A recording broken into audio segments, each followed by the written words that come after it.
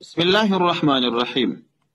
یو ورور پوښتنه کړې ده، وایي تا په یو جواب کې دا خبره کړې ده چې موږ حنفي مذهب کې عقایدو کې ماتوریدیه یو. نو زما پوښتنه وایي دا ده چې د حنفیه یا د احناف څو ډلې دي او کومې ډلې عیسوي دي. د دغه ورور د پوښتنې په جواب کې باید ووایم چې احناف یوه ډله ده. په احنافو کې څو ډلې نشته. د حنفي مذهب دا د یو چا قول نه دی. د حنفي مذهب اصلا یو چوکاټ دی. د حنفي مذهب یو قانون دی.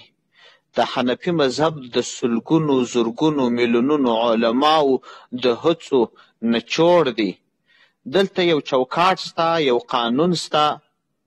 د هغه قانون لاندې چې هر څوک وچلیږي، هغه احکام چې د حنفي مذهب علماو د فتوا لپاره پیش کړي دي او فتواوې ورباندې کړي دي، په هغو باندې عمل کول، تر نورو یې رسول. هر څوک چې دا کار کوي هغه حنفي دی، او که د دې چوکاټ څخه ووتې هغه حنفي نه دی.